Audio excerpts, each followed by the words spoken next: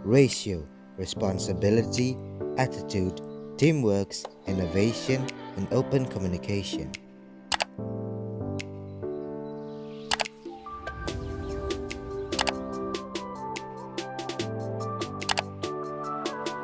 Halo rekan-rekan profesional dan para calon QS, calon CM atau PM.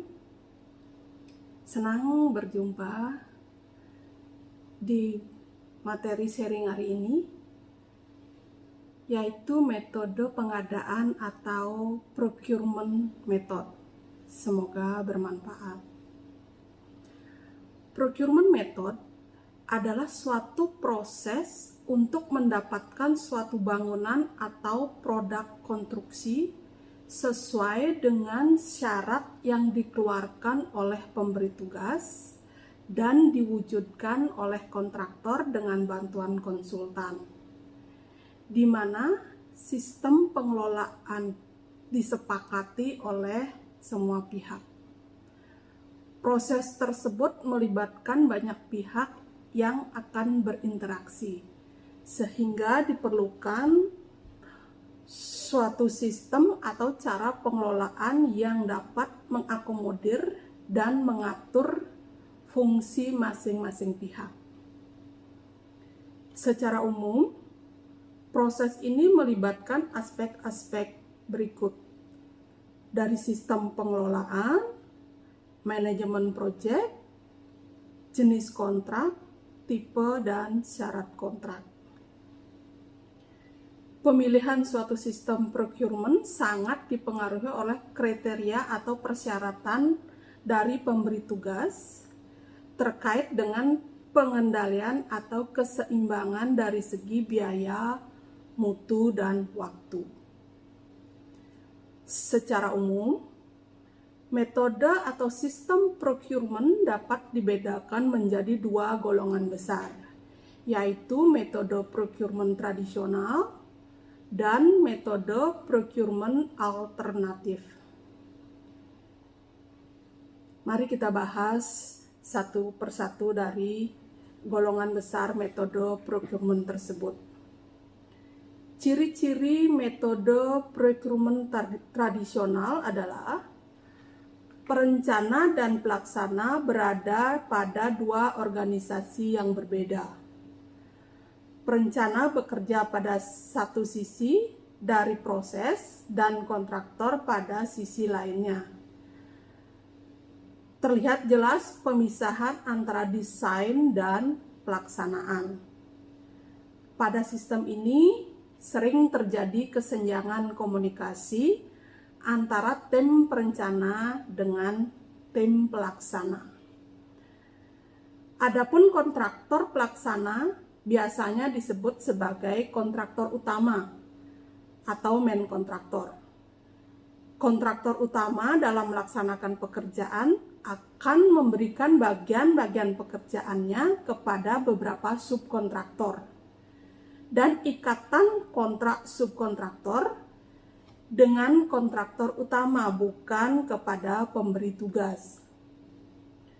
Berdasarkan dokumentasi yang ada, metode procurement tradisional dapat dibagi menjadi beberapa kelompok.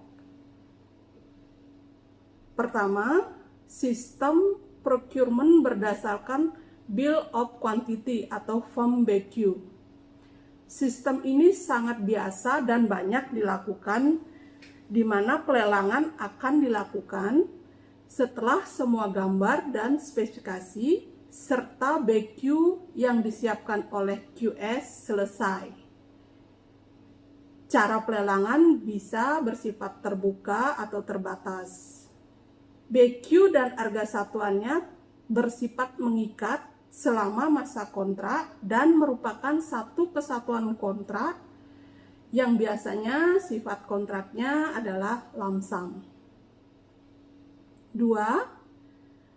Sistem procurement berdasarkan Bill of Approximate Quantity atau BAQ. BAQ menyajikan item-item pekerjaan pokok cukup lengkap. Item-item pekerjaannya mirip seperti yang ada dalam BQ, namun volume pekerjaan belum sepenuhnya benar. Volume pekerjaan akan dihitung ulang di akhir pekerjaan.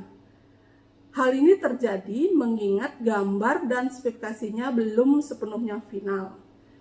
Sehingga di dalam kontrak yang mengikat adalah harga satuan pekerjaan. Sifat kontrak biasanya remeasurement kontrak, dan cara pelelangannya bisa terbuka, terbatas, atau serial. Sistem procurement tradisional yang ketiga adalah sistem procurement berdasarkan gambar dan spesifikasi. Ini biasanya digunakan untuk proyek yang berskala kecil dan sederhana. Dasar yang dipakai adalah gambar dan spesifikasi yang dikeluarkan oleh perencana tanpa perlu adanya BQ. Sifat kontrak biasanya lump sum fixed price. Cara pelelangan ini karena proyeknya sederhana dan kecil biasanya terbatas atau tertutup dan serial. Yang keempat, sistem procurement berdasarkan daftar harga satuan. Ini merupakan bentuk fast track yang ada pada metode procurement tradisional. Dalam sistem ini, pelelangan dapat dilakukan saat perencanaan masih berjalan dengan menggunakan daftar harga satuan, dan sifat kontraknya remeasurement kontrak. Cara lelang untuk sistem ini adalah lelang terbatas. Dalam procurement berdasarkan daftar harga satuan ini, ada 3 varian yang biasanya dipakai. Yang pertama, standar harga satuan, di mana harga satuan mengacu kepada harga satuan yang beredar atau yang dikeluarkan oleh instansi yang kompeten. Kontraktor hanya diminta untuk memasukkan persentase tambahan dari daftar harga yang telah disediakan tersebut. Yang kedua, berdasarkan daftar harga satuan atau HEPOC. Daftar harga satuan dibuat berdasarkan gambar-gambar yang telah ada dan atas perkiraan QS dari pemberi tugas. Kontraktor diminta memberikan penawaran dengan memasukkan persentase kenaikan atau reduksinya atas harga satuan tersebut. Dan yang ketiga, daftar harga satuan proyek lain. Ini biasa diambil dari BQ untuk pekerjaan sejenis pada proyek lain atau proyek-proyek sebelumnya. Biasanya dilakukan untuk lelang yang bersifat seri atau serial. Terus sistem procurement tradisional yang terakhir yaitu sistem procurement berdasarkan biaya diganti atau cost reimbursement. Cara ini biasanya untuk pekerjaan yang sulit dikualifikasi di awal perencanaan seperti pada proyek renovasi atau perbaikan.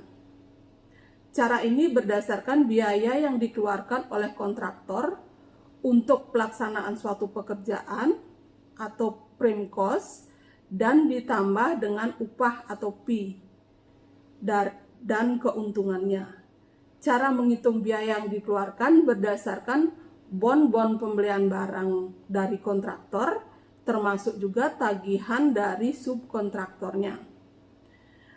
Sistem procurement berdasarkan biaya ini ada juga beberapa variannya, nanti kita akan bisa bahas di episode atau video berikutnya. Selanjutnya adalah metode procurement alternatif. Ciri utama dari sistem alternatif adalah usaha menggabungkan masa perencanaan ke masa pelaksanaan. Berikut juga mengkombinasikan atau menggabungkan organisasi perencana dengan kontraktor ke dalam satu organisasi. Dengan kata lain, perencana dan kontraktor dicoba untuk berada pada sisi yang sama. Beberapa alasan timbulnya metode procurement alternatif adalah makin lama waktu pelaksanaan dan makin rumitnya bangunan dan makin banyaknya investasi yang ditanam. Tingginya suku bunga bank, makin besar bunga yang ditanggung oleh pemberi tugas atau pemilik. Bertambahnya pengetahuan pemberi tugas, makin memperhitungkan faktor value for money-nya. Makin canggihnya teknologi, membutuhkan kualitas yang lebih tinggi. Adanya kecenderungan mereka dan kita antara perencana dan kontraktor. Seperti yang kita bahas tadi di metode procurement tradisional. Adanya kesenjangan atau kurang koordinasi antara tim perencana dan kontraktor. Itu yang coba dihilangkan pada metode procurement alternatif ini.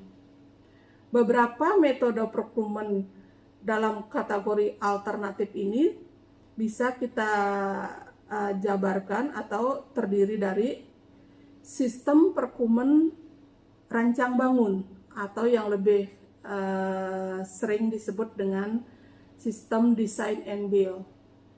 Di sini kontraktor akan bertanggung jawab atas perencanaan dan pelaksanaan untuk memenuhi semua persyaratan pemberi tugas. Untuk itu kontraktor akan mendapatkan upah di samping sebagai pelaksana juga sebagai perencana. Di sisi lain, pemberi tugas membentuk tim yang terdiri dari prinsipal perencana, QS, dan PM untuk mengevaluasi kinerja kontraktor. Dengan cara ini pula, waktu pelaksanaan pekerjaan dapat ditarik seawal mungkin. Selanjutnya, manajemen contracting atau MC. Prinsip dari cara ini adalah bahwa manajemen kontraktor atau MC tidak mengerjakan pembangunan fisik, tetapi diserahkan kepada subkontraktor berdasarkan paket-paket pekerjaan. Kontrak antara para kontraktor dilakukan dengan MC, bukan kepada pemberi tugas. Tugas utama dari MC adalah menyiapkan jasa manajemen untuk pelaksanaan pembangunan atas dasar upah yang telah disetujui sebagai bagian dari tim manajemen pemberi tugas. MC harus menyiapkan dan membentuk organisasi, mengkoordinir pelaksanaan di lapangan, serta harus membuat dan memelihara sarana dan prasarana penunjang pelaksanaan, seperti gudang, jalan, bedeng, listrik, air kerja, peralatan lapangan, dan lain-lain seperti yang tercantum di dalam preliminary works. Proses pemilihannya biasanya dilakukan secara nominasi, dinominasikan oleh pemberi tugas berdasarkan proyek sebelumnya atau keterikatan antara pemberi tugas dengan kontraktor pemberi jasa tersebut. Bisa juga dilaksanakan secara kompetisi, dan cara dan metode kompetisinya juga ada, namun kita bahas di video-video selanjutnya.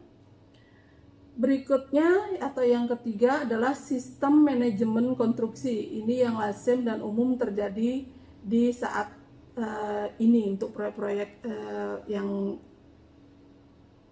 besar. Sistem ini menggunakan jasa konsultan profesional yang akan bertindak sebagai manajemen konstruksi yang dikepalai oleh seorang manajer konstruksi. Tim MK tersebut akan mendapatkan upah atau fee dari pemberi tugas untuk melaksanakan dan mengelola proyek. Manajer konstruksi bertanggung jawab atas perencanaan dalam arti koordinasi dan penyelesaian akhir, dan pelaksanaan pekerjaan di lapangan. Kontraktor yang melaksanakan pekerjaan tetap mengikat kontrak dengan pemberi tugas untuk dapat memulai pekerjaan seawal dan secepat mungkin. Maka satu proyek dalam sistem manajemen konstruksi biasanya atau harus dipecah-pecah ke dalam paket-paket pekerjaan yang lebih kecil, yang sedapat mungkin mengikuti jalur lintasan kritis proyek. Cara pelelangan untuk sistem ini adalah terbuka, bisa juga tender terbatas. Selanjutnya atau yang keempat dari sistem procurement alternatif itu adalah manajemen proyek atau project management, PM dalam hal ini. Tujuan utama dari sistem PM ini adalah pengawasan menyeluruh terhadap perencanaan mulai dari inspection sampai completion, serah terima proyek. Seorang PM dapat ditunjuk dari organisasi pemberi tugas ataupun dari luar organisasi, seperti dari konsultan arsitek, konsultan QS, ataupun orang yang memang mendedikasikan dirinya sebagai PM profesional. Alasan menggunakan sistem ini adalah karena pihak pemberi tugas tidak mempunyai tenaga ahli dalam bidang pengelolaan proyek. Di sini PM akan bertindak atas nama pemberi tugas dengan otoritas penuh. Yang terakhir yaitu joint venture atau kerjasama operasi. JP adalah suatu bentuk kerjasama antara dua atau lebih perusahaan untuk keperluan suatu lelang dan pelaksanaan pembangunan gedung atau pekerjaan-pekerjaan lainnya, di mana masing-masing pihak yang bekerja sama mempunyai tanggung jawab dan kewajiban kontraktual kepada pemberi tugas. Perusahaan yang bergabung dalam JP dapat datang dari latar belakang bisnis yang berbeda atau bisnis yang sama. Biasanya ini terdiri dari beberapa spesialis-spesialis yang untuk menyelesaikan suatu proyek. Cara pelelangan bisa terbuka, terbatas, atau bahkan dengan sistem ini juga bisa dengan cara sistem negosiasi. Dari masing-masing metode procurement tersebut, tentu ada keuntungan dan kerugiannya. Jadi, tunggu sharing saya di video-video selanjutnya untuk membahas lebih detail keuntungan, kerugian dari masing-masing metode procurement tersebut. Terima kasih.